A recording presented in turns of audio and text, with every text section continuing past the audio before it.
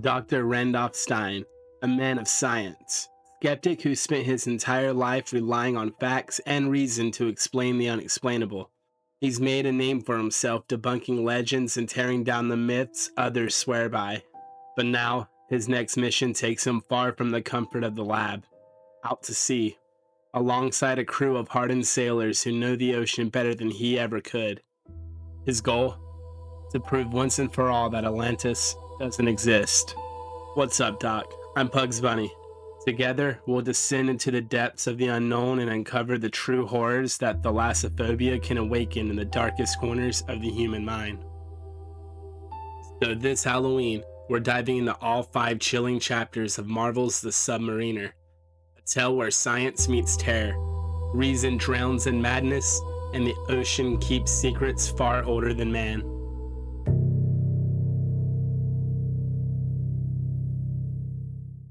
Man has lost the sense of the true awfulness of the sea. Herman Melville. Captain's Log. Day 31 of Plato's journey to Atlantis. I had no choice but to incarcerate Higgins. His lucid stories were giving the rest of the crew nightmares.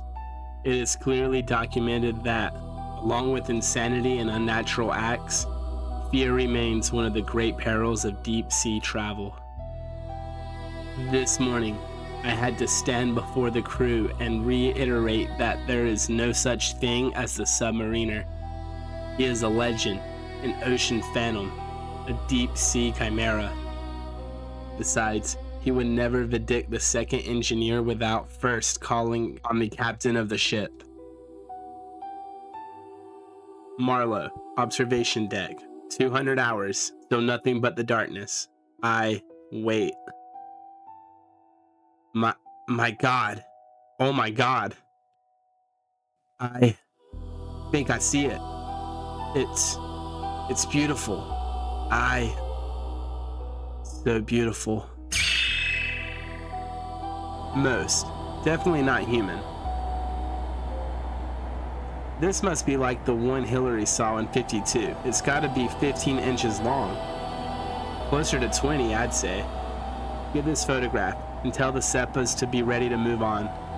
But Stein, the weather's closing in. I don't care. Prepare the men. We're going to catch us a snowman. Ladies and gentlemen, members of the American Institute of Science Research, Mekani, Mevi, the Chinese Wild Man, the Yeti, all names for what has popularly become known as the Abominable Snowman. Myth or reality? Truth? Hoax. I have spent the last 3 months in the Himalayas, in search of the Abominable One, trying to answer this question. I discovered this footprint, 1,700 feet up on the Tango Lake, on the southeastern slope of the Manasarovar, 18 inches long. Surely, we might think, proof that the Yeti, or some giant creature unknown to science, trod there? I'm afraid not. We mustn't be so easily deceived by appearances. A footprint in the snow is liable to change in shape and dimensions. Sun, drift, and blizzard can quickly alter or obliterate details. But I pursued the maker of this print. For 2 days, my team and I were on its trail, until finally, ladies and gentlemen, I give you the Abominable Snowman. Or rather, I give you what is commonly mistaken for the Abominable Snowman. The red Himalayan bear. All tests and minute hair samples prove beyond any doubt that this so-called mysterious footprint, in fact, belonged to the bear. There are no grounds for belief in an Abominable Snowman, because the Abominable Snowman does not exist.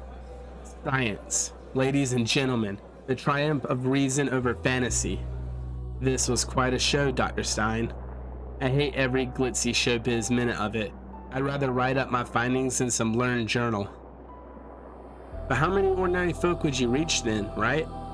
This is the Admiral Howard Lee. He wanted to meet you. The great debunker. That's what the New York Times call you, Dr. Stein. I'm called worse, I think. So you're a professional skeptic?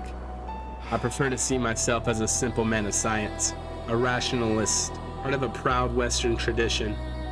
Well, Mr. Stein, we have a proposition to make to you, one that should intrigue a man of science.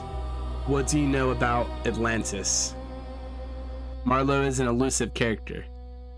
This is the only known photograph of him, taken before his ill-fated 1939 expedition to find Atlantis. All his crew died on that doomed voyage, including his wife, the English heiress, Pippa Forbes Wall. I read about that, a terrible thing. Marlowe had a nervous breakdown. It's said that he left a piece of himself down there. Now his obsessive drive to find Atlantis is taking him into the depths again. And this time he just might have found something. This is the last message we picked up from him. Oh, I think I see it. It's so beautiful, so beautiful. That was all there was. This will be at least a week old. His message was picked up by the Marianas Trench outpost, who sent it manually up surface to us. The trench is out of range of direct communication, you see. We have mapped pretty much every square inch of the planet's surface, but huge swathes of the sea remain a mystery to us. The Marianas Trench is our last outpost.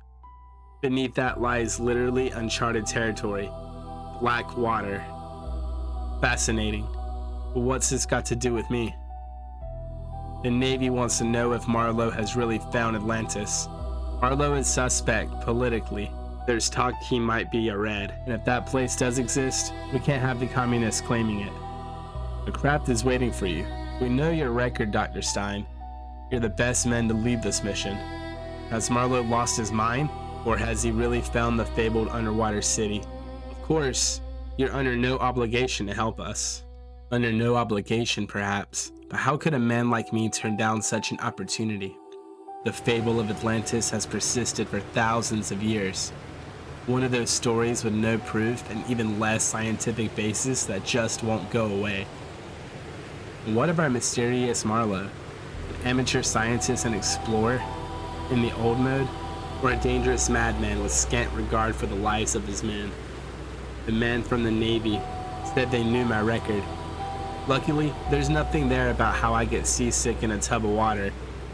I wonder if I'll lose the respect of the crew if I become ill before we're a few hundred meters under the sea.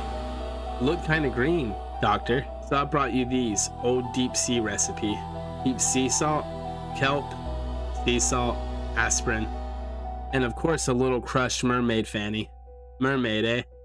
Well, I guess if it helps my breakfast stay down, I'm willing to suspend disbelief just this once. Say, Nelson, shouldn't you be navigating the craft or something? It pretty much sinks all on its own for a while. It's getting back up again where I earn my money. Glad to hear it. You know, I can't believe how beautiful this all is. It's so clear, so translucent. Make the most of it, Doctor. It's gonna get a whole lot darker. Darker? Oh yeah. The sea looks beautiful on the surface, but go deeper and you find a whole different world. A dangerous world. How dangerous can it get? Sealed inside this modern airtight container. The danger comes from in here. The depths do strange things to a man's head. The deeper you go, the more creatures start crawling out of the darkness. Stop pulling my leg. I heard all about the folk tales surrounding deep ocean. This ain't no folk tale. Trust me, man. I seen it happen. There's more waiting for us down here than a few ugly blind fish. The Medusa was captained by a man named Duru D. Commonlaris, a fool, by all accounts. When some of his crew sighted a creature, part man, part god, following the ship, he ordered them to fire at it. They pleaded with him, but he insisted. And so they fired their guns at Namor. It was soon after this that the Medusa ran around off the coast of America. And you're saying that this Namor creature had something to do with that? The Sub-Mariner forced the Medusa towards the Arguin Bank. 140 souls perished there. Some of the few survivors of the raft of the Medusa said they'd seen him swimming nearby. They heard his laughter, like the wind. I'm sorry, but this is ridiculous. La Medusa sank over 100 years ago. Nelson, you don't believe in this nonsense, do you? I am no lover of Namor, but I won't deny his existence. Not when I'm in his world, I won't. Next you'll be saying the Titanic was Namor's doing. One of the first-class passengers had spent years searching for Atlantis. It is rumored he had a map handed down from antiquity. Both man and map were lost when the Titanic sank. The Titanic was sunk by an iceberg, a mountain of crystalline solids that first formed thousands of years before it came into collision with the ship. There are no half-man creatures living under the sea. There is no protector of Atlantis, for the simple reason that there is no Atlantis. In 1610, the King of Spain sent a ship to the New World and never arrived. I can't listen to this gobbledygook anymore. We're on a scientific expedition. You'd all do well to remember that. Good night. I must be careful not to lose my temper with these people. These deep men, as they call themselves. They really seem to believe their fantastic stories. I'm going to have to prove to them that their fairy tales are just that. Tales. Untruth. Perhaps I should expect more of this kind of thing. How did Nelson put it? The deeper you go, the more creatures crawl out of the darkness. What creatures await me in my darkness? I have trained myself not to remember Annie, that pain, that shame. But now, as the great weight of the dark ocean presses in around me, I feel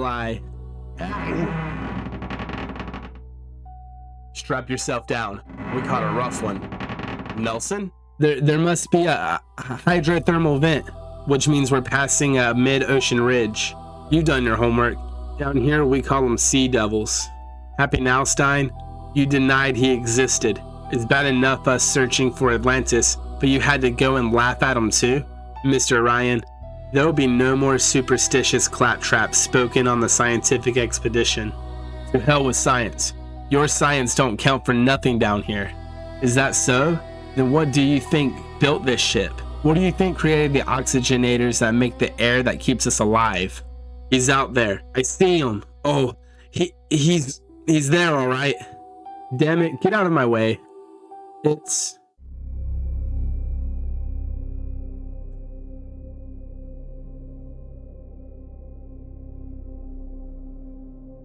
a giant squid. That's all. Archaeopteryx ducks, to give it its Latin name. Sorry, man. I seen giant squids. The thing out there ain't no giant squid. Alright, we'll take a closer look. Ryan, you and me are going out in the pods. To hell with you, surfacer. Doctor, for God's sake, you don't go out in a sea devil, not unless you're looking to die. I'm willing to take that chance. You can stay back here, Ryan, if this is all a little too scary for you. Damn you. Hold on, Stein. I'm coming too. This is how it starts. We keep in constant communication. When I say turn back, we turn back. Doctor, don't do this. It's not you thinking. It's the depths. I have to nip this damn superstition in the bud. If the expedition has any chance of being successful, I have to prove once and for all. There's no such thing as Namor.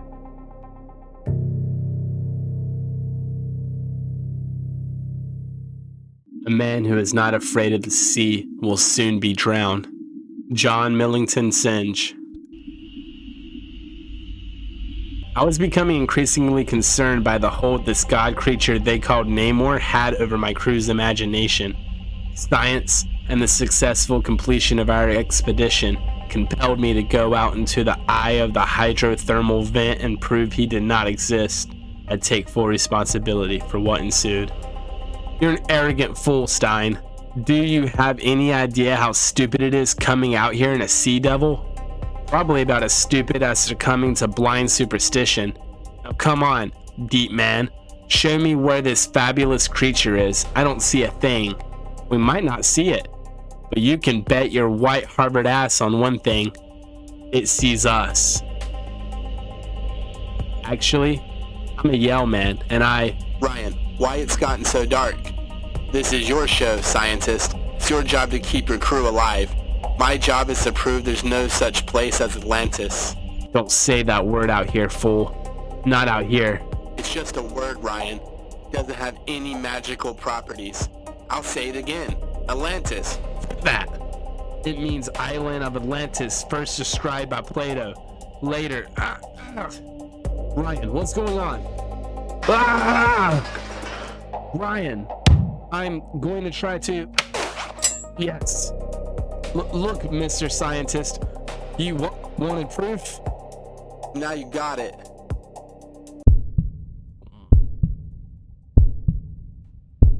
I hope that unfortunate incident will not impede the smooth running of our expedition. We travel even lower into the dark, into the depths. My next dispatch will be from the Marianas Trench, which we should reach in 2 days. Professor Randolph Stein, ending report. Professor Stein. He's conscious. Told you not to keep saying that word. It is so tough living in the cold, godless world of yours that you want to die? This had nothing to do with what I said. You got hit by an eddy. By the time I reached you, you were quite delirious. Liar. We both know what was out there. Take it easy, Ryan. It was him, fellas. He came right close. Oh, his eyes were cold. So cold, like only those gonna die usually get to see him close. Maybe it wasn't him. Otherwise, why ain't you dead? Tell them, damn you. Or they'll think Ryan's got the deep crazies. Tell them the truth. Tell them what we saw. I'm sure you saw whatever you genuinely believe you saw. But I had to take a more dispassionate view of these things. I know how fear and confusion can play tricks on. He's lying. He calls himself a scientist and he's a liar. Can't you smell him lying? Calm down, Mr. Ryan. This is the sick bay, not a saloon bar. There, that's better. Lying. Now we know what cut of man we're dealing with. Leave, please. You were giving Mr. Ryan the bends. One deep man gets hurt. It's like we all suffer from the same iniquity. Beg your pardon? You hurt Ryan. Now the big man screams like a dolphin with a stick in its rear hole. Ryan's our brother. You almost killed him. Well, strictly speaking, I saved his life. We wouldn't have been out there if you hadn't made him go. No deep man goes out in a sea devil if he don't have to. I've made a report to headquarters and taken full responsibility for what happened. We're getting deeper by the hour. Soon, we'll be at the Marianas Trench station. After that, we're in Blackwater. Tell the professor what happens in the Blackwater, Mr. Rawlings. Anything we want. Anything he wants.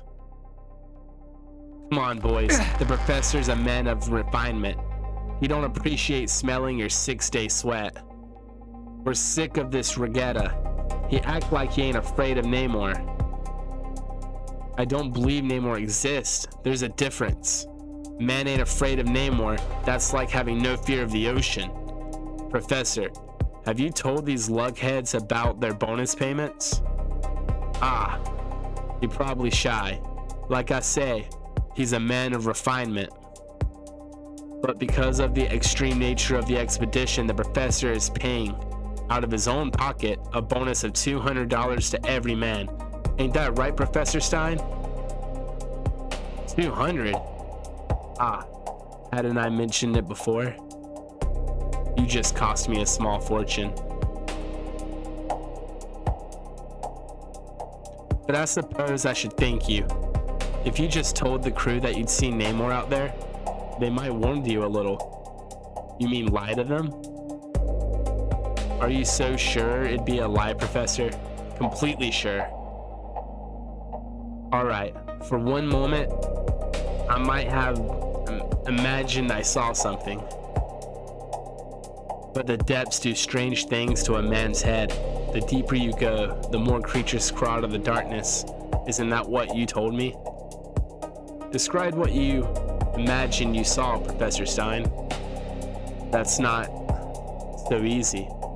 Part of my brain was rambling, telling me what I thought I was seeing could not be, and so, did it look like a man, but with winged feet?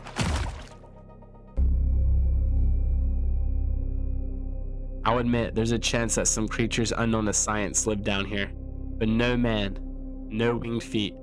I listened to all your stories in Namor, and somehow this encouraged a kind of hallucination a form of self-induced psychosis. You know, sometimes your science sounds more nutty than our deep man legends. It would make a good subject for an academic paper, the effects of deep-sea voyaging on the mind. You could imagine that crazy Englishman, Aldous Huxley, coming down here trying to open the doors of perception, a damn sight safer than all those chemicals he swallows. Maybe. Is this what happened to Captain Marlowe? Did Marlowe start out sane? Did he slowly begin to see things? Is that how it happens? At first he can tell what's real and what isn't. But the deeper he goes, the more he believes what he sees is actually there. More and more he believes in Namor, Atlantis, and God knows what else. And at some point, his mind tips over into outright insanity. Huh? The Rika style of Ikebana expresses beauty of nature, with 7 branches representing hills, valleys.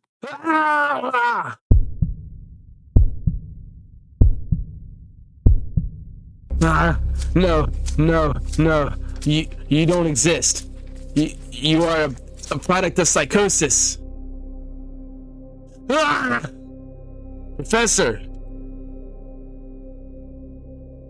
Professor, calm down. You are palpitating crazily. Namor! I saw Namor. It was horrible. His eyes. Oh, his eyes.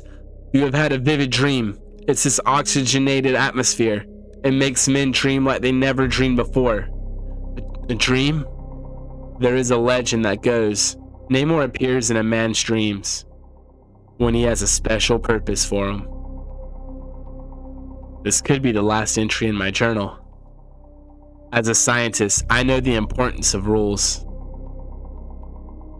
But though rules are important, a true scientist must be willing to break them, if need be, at the cost of his life.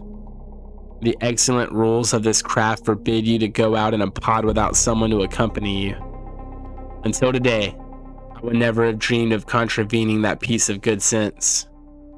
But I did dream, and this dream leads me now to head out into the unforgiving ocean on my own.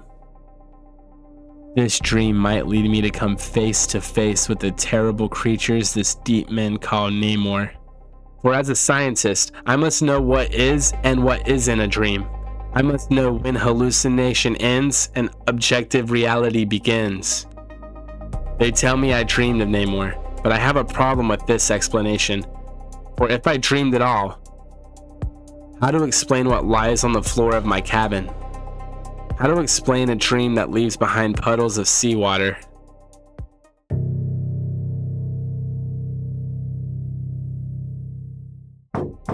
Highlight of the day, Professor. Engineer Nelson with his evening report. I just know you're itching to hear all about the oxygen mixes and sump pumps bearings. Professor?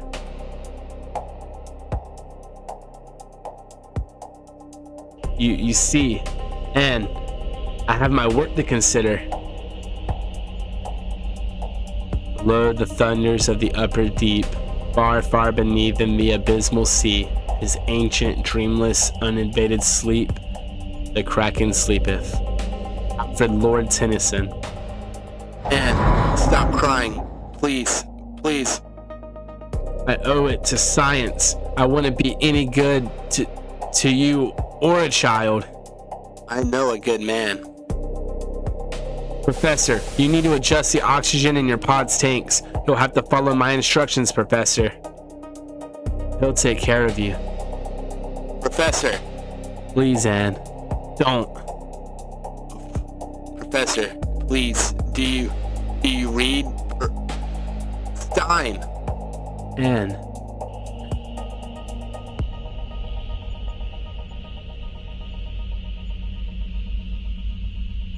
Sometimes those pods run into throes of depression that play havoc with the oxygen system. That's why we ain't supposed to go out alone. Alright, I understand. I was a damned fool. And who hasn't been a damn fool at one time or another in their lives? Me. I haven't. Not until I set foot on this craft. I could have gotten myself killed. Maybe Namor wouldn't let you die so easily. What are you talking about? Don't you remember the legend that Dr. Singh told you? Namor appears in a man's dreams when he has a special purpose for them. I'm sick of all the mumbo-jumbo that's sprouted in this craft. Singh is a medical man. He should know better. He's got no excuse to believe in that claptrap. Whereas me, I'm just an uneducated black that can't know no better. Is that what you saying? I killed men for suggesting that kind of thing. I'm suggesting nothing of the kind. Think what you will of me. But I consider all theories of racial supremacy asinine and reprehensible. You think you got everything worked out, don't you? All the theories, all the truths and untruths. Which case, what are you doing down here? You know what I'm doing. I'm looking for Atlantis. At least, I'm looking for a man who thinks he's found Atlantis. But you said yourself, Atlantis ain't there. You're sure of that? What kind of man looking for something he know ain't there? I don't need convincing. It's the rest of the world. Will that be all, Professor? Yes. Nelson, thank you for saving my life. I mean, don't mention it. I am drowning. I feel as though I am drowning in some abysmal sea of otherness. I am a stranger to myself. What could have possessed me to head off alone on one of those pods? I believed I was a rational man, a man of science, but perhaps my rationality is like the calm and beautiful surfaces of this fairy ocean, which hides these vast depths of darkness. I came in search of Captain Marlowe, yet I cannot shake the terrible sensation, and that there is someone or something else towards whom I am inexorably descending. There is no trace of the water left over from my dream, but the fact that I looked for it is surely indicative of an unstable mind.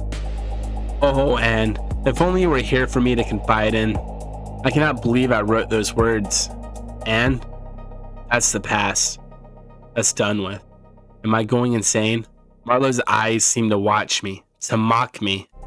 This is ridiculous. You're just a photograph, a product of chemicals and light, and Marlowe is almost certainly dead and rotting in this cold hell. Good. Damn you. Half hour to the trench. The men are waiting for our instructions, Professor. Thank you. Tell them I'll be right along. The Mariana Trench Station. Beyond even the aptly named Abyssal Plain, an awesome 36,000 feet below sea level. The last outpost before one travels even deeper into the unknown black water. Hopefully, the company of different men will help restore my equilibrium. You seem a little better, Mr. Ryan. Go to hell. Looks like there's a problem. You don't say. What now? Can't get radio contact with the outpost. Could just be a technical malfunction. Or it could be that there's only 2 out-of-date blue movies to share between 7 guys and war finally broke out. I keep saying what the station needs is a couple hookers. 2 women, 7 men. Now that really is a recipe for peaceful coexistence. Rawlings and me will go over in the pods and open up the docking bay. We don't know what's going on over there. Do we have any weapons? This ain't no battleship. I got my pecker. That's enough to put the fear of God into man and beast. There's gotta be something. There's the harpoons we use to catch specimens. They'll have to do. Wait a minute. You're just a surfacer, so you don't know deep culture. Things move slow down here. Grudges and disagreements got a tendency to linger for years and years. We bust in there waving harpoons under everyone's noses. It could be 1965 before we're allowed back in the outpost. Nelson, break out the harpoons, please. Where is everyone? Good question. They're usually all over new arrivals like a dose of the clap. What an appealing image. Where do we start looking? Recreation Bay. Could be everyone's been on a drunk. Though it'd be the first time in all my years coming here. Perhaps Engineer Nelson might check the oxygenators and make sure everyone hasn't simply been asphyxiated. Air smells good enough to me. Though after all this time locked in with Cobb, an open grave could smell like a bunch of roses. Oxygenator's fine. What is that? What is that? Seawater. It's goddamn seawater. Could there be some kind of leak?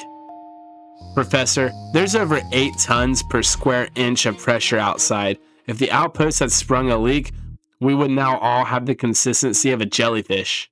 Very flat, dead jellyfish. Could always get back into the Play-Doh. No, we keep looking. What in God's name is that? Nelson.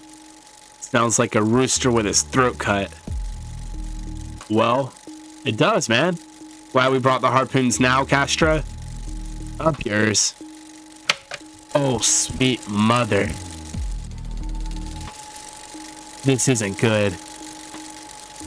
I think it's Mako. Mako liked movies. He was a real good deep man. Mako. We want to kill him. He hasn't just been killed, he's been torn apart. Are there any wild animals kept in these outposts? That big guy with the bad skin, Howard, he always had a short fuse. Nothing like that. Those blue movies are from the early 40s. No wonder someone blew his top. Shut your friggin' mouth about blue movies, you lousy Nelson.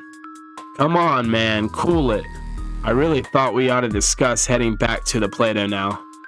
Jesus, he should be on powerful medication. Okay, listen, we're all getting jumpy, and that's understandable. I might have been a novice when it comes to deep sea travel, but I know all about what happens to a team when nerves get frayed. It's not usually the cold or the heat or even the lack of food that kills an explorer. It's a breakdown in discipline. What bull? I'll choose to ignore that, Mr. Castro, but you do well to remember I'm the leader of this expedition. We're not going back to the Play-Doh until we reprovision, and we're not going anywhere until we find out what's happening here. All of them? We're absolutely certain there were only 7 men in this outpost? No doubt.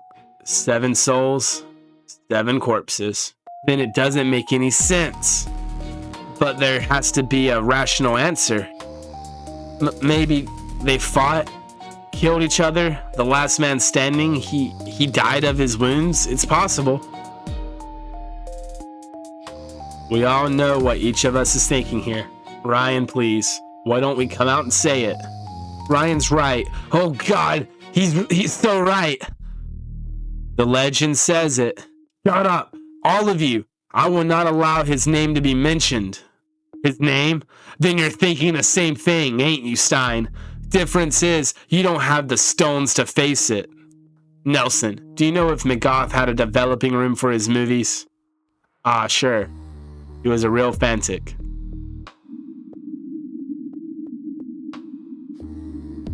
McGough was one of us. How come we can't watch the goddamn movie?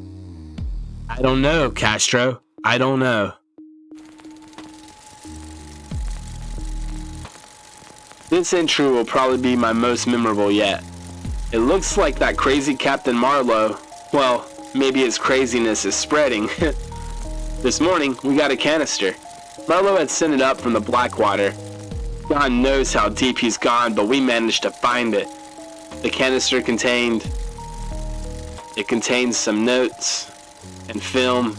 Oh God, the film. It's... Hey, will you morons keep quiet out there? I'm trying to... Oh my God. Oh Jesus. Oh.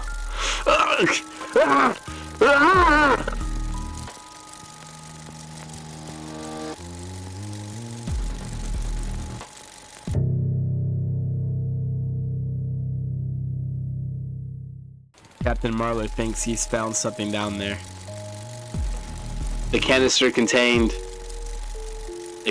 some notes and film. Oh God, the film. It's... Hey, will you morons keep quiet out there? I'm trying to... Oh my God. Oh Jesus. Oh. No doubt he believes he's found Atlantis itself.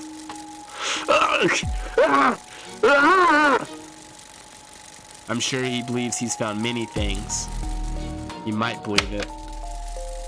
But the air, the danger, the sense of this huge dark ocean pressing in on you, it does things to a man's head.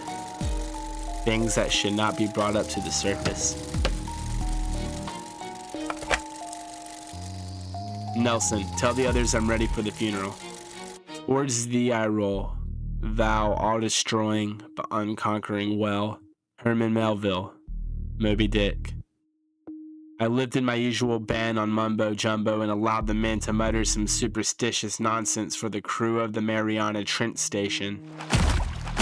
The deaths, I have concluded, must have been due to some alcohol-fueled orgy of violence. Now we press on, ever deeper into this dark hell, in our search for Captain Marlowe. Ceremony over, gentlemen. I'd like everyone back at their stations within 10 minutes. The film from the station, Stein. That includes you, Mr. Ryan. We want to see it. It is of no importance. Now get back to your stations.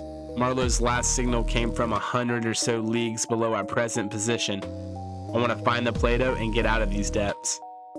Tell us, what did you see on that film? Merely a home movie. A man talking to a camera. Now, that ain't good enough, Stein. Those deep men were our brothers. Any film they made rightfully belongs to us, not you. You've gone too far, Ryan. The minute we reach the surface, I might just have you arrested for assault. What makes you think you'll ever reach the surface? I could gut you like a fish, scientist. Torpedo your dead body into the ocean, say you had an accident. By the time anyone hears about it, little fish will be living inside your skull. Very poetic. But if you think I'm gonna beg you to spare me, you're mistaken. Nelson, come see this, man. Stein gonna get shivved. Come on then, sir. I'm waiting. Let's see if you have the courage of your convictions. Fillet me. If you dare. One day, scientist. One day, you're gonna get yours. He might have killed you. I don't think so, Nelson. It didn't scare me for a minute. The secret of being a good expedition leader is to have a sound psychological understanding of your men. To show them you have guts. Professor Stein, I think we found it. Getting no signals. Dark in there. Marlowe? Jesus, that smell. Get those flashlights over here. Good Lord. Just like the Marianas Trench. No, it's worse than that, man. Going by the level of putrefaction, I'd say they've been dead for at least 4 weeks. He can be so cruel to those who anger him. You're angering me now, Rawlings. I will not have that mythical creature alluded to. Don't recognize any of these men as Marlowe. Anyone else hear that? Footsteps. Namor watches us. We are in his domain. I told you to shut up about him. Yes, his wrath grows. You heard. Shut your stupid mouth, boy. Back there.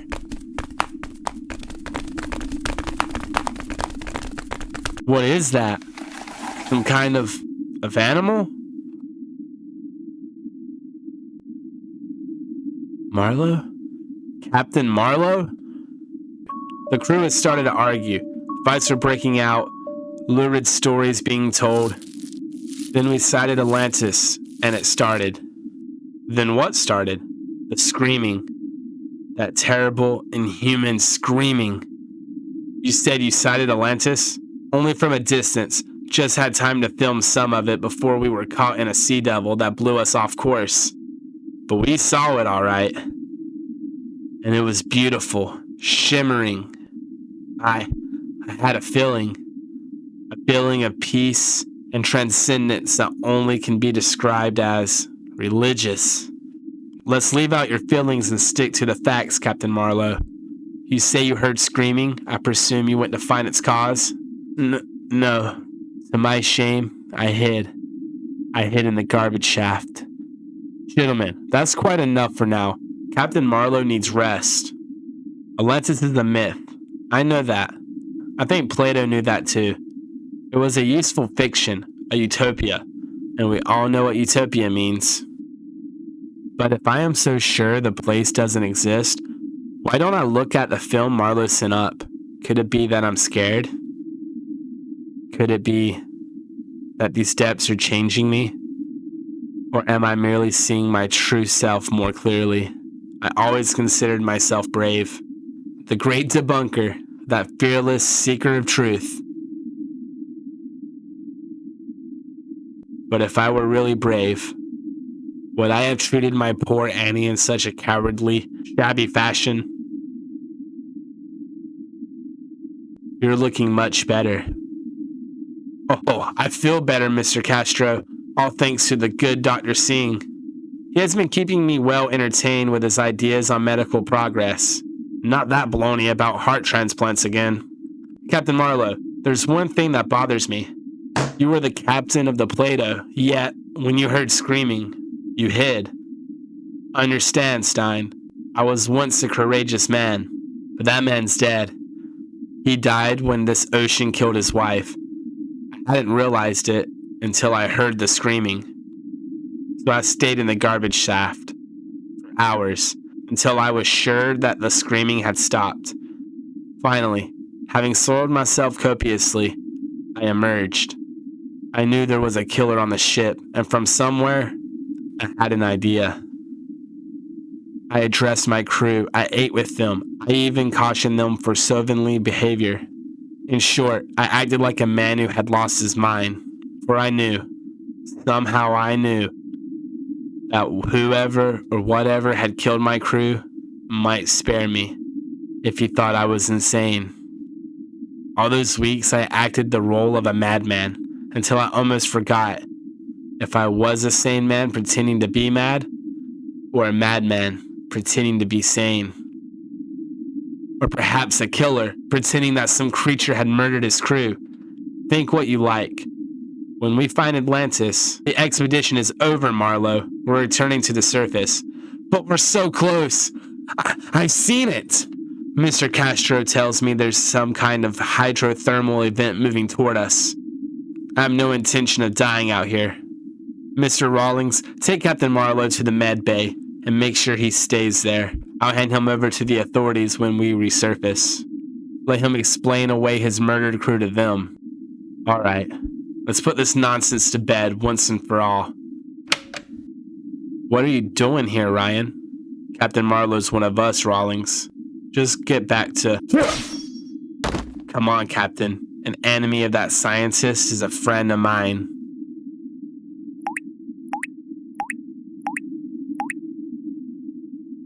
He found it. He went and found it.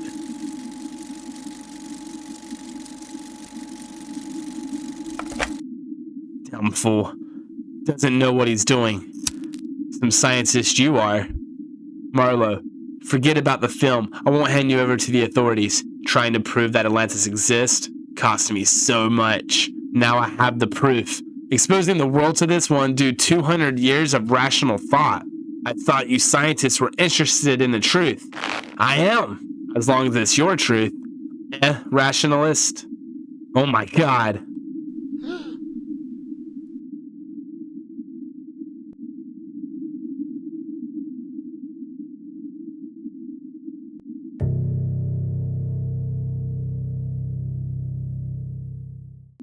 Remarkable. Watch yourself, Stein. That thing isn't human. Not only is he not human, he's perfectly impossible. And yet, here he is, the impossible made flesh.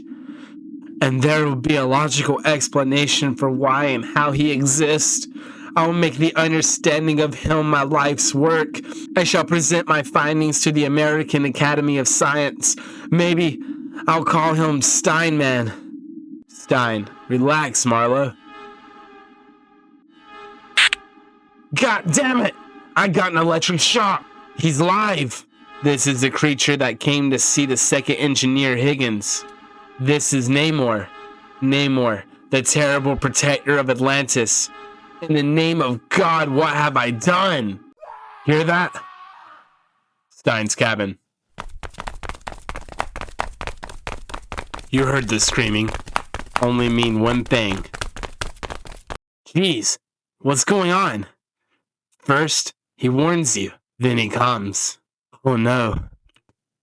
Holy sh**. Whilst the great ocean of truth lay all discovered before me. Isaac Newton.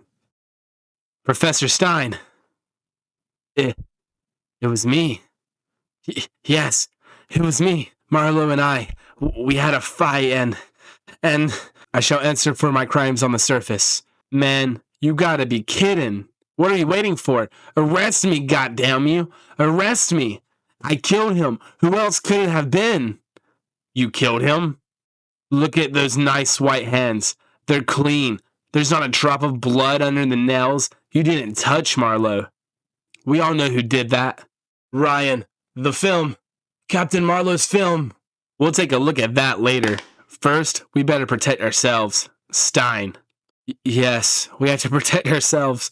Break out the harpoons and weapons. Put the men on full alert. I'll tell Mr. Castro we'll be heading back for the surface. One hell of a sea devil closing in, Captain. If it catches us, we're fish grub. Rather lower down on the food chain than I hoped I'd end up. Do your best, Mr. Castro. Professor, Ryan's running Marlowe's film.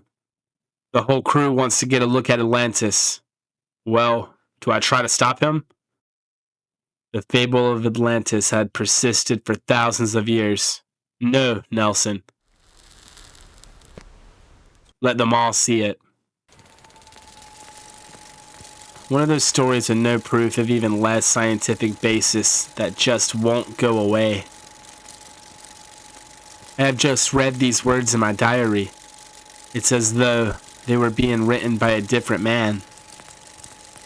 Scientists who refuse to believe in mythical beings and fairy tale places. It exists. No myth. Real. And Namor? Is Namor real too, Professor Stein? Yes, Namor too. The terrible protector. All too real. You should try to get some sleep now. A sedative. I'll tell you something that isn't real. A complete and utter myth. Up there with the Yeti and the unicorn. Me, Professor Randolph Stein. I might appear as an upstanding gentleman, but when I am wretched, I have done such things, such awful things. Yeah, rotten things, deep ocean things. Those things that wake you up gasping for air in the middle of the night. We all got that. There was a girl. Her name was Anne. Childhood sweetheart. We loved each other. She fell pregnant. I forced her to. My God, we've been caught by a devil. Stein the bridge. Stein the bridge. We've taken quite a battering, but the worst is over now. I think we can ride it out. That's the sea devil? Sure is. Right up ahead. I'm steering a course to starboard. Soon as we get clear of the wash, we can go for the surface. And in that moment, I knew what I had to do. I know the craze for psychoanalysts says that we should all dredge everything up from the surface. Well, sometimes some things should remain where they are. Hidden, buried. He's goddamn locked it. Stein, the hell are you doing in there? It's getting rougher. We're moving closer to the devil. First time I met him, I warned him. The depths do strange things to a man's head, I said.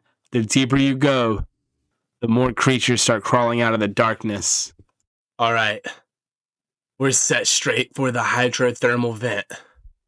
Certain destruction. Is it wrong to kill for what one knows is right? The war against the tyranny of superstition has left many corpses. That war goes on. And I am one of its soldiers. Willing to die. Willing to kill.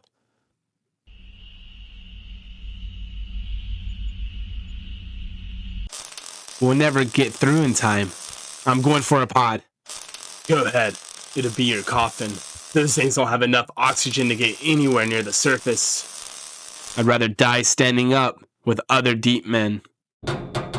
That noise! Nelson! She's cracking. Pretty soon, pressure will go.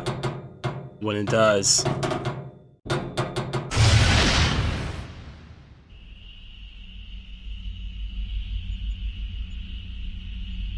I'm sorry, Nelson. But it was the only way. Explosion must have damaged the pod. Won't be long now before I join. My God, you. Stay away from.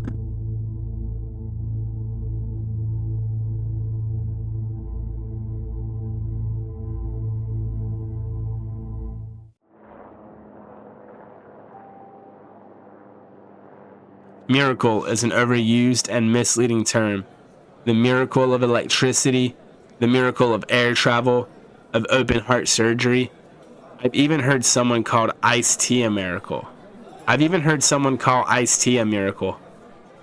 Well, let me tell you, my survival and return from the depths was no miracle. Fortunate, maybe, but no miracle. It is rare but not entirely unknown for large bubbles of oxygen to rise from the deep. The pod I had sought refuge in was caught by one of those underwater air pockets and rose to the surface, thus saving my life and allowing me to be here today and report the outcome of my mission, to follow in the path of Captain Marlowe and discover the underwater city known as Atlantis. It is my sad duty to confirm that Captain Marlowe perished in his fruitless quest for Atlantis. I found myself absolutely no evidence of the place. It is a legend which had already cost too many lives. I had concluded that, like the abominable snowman, Atlantis simply does not exist. A definite statement, Professor. It is the truth. There is nothing down there, Admiral. Nothing but dark water and corpses.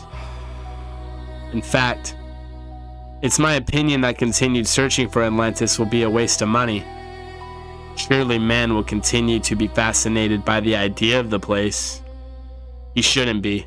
Funds would be better used for medical purposes, or in exploring that other great unknown. Space. The moon. The moon? I almost believe it myself. Now surely, that's a little far-fetched. That I was saved by the air pocket and not by the creature who appeared before I lost consciousness. The death of Marlowe, the awful scenes we found on the Plato, the terrible being they call Namor, protector of Atlantis. I am hoping to have a career if my reputation is not to be left in tatters. All that must be forgotten. Yet, how can I forget that creature?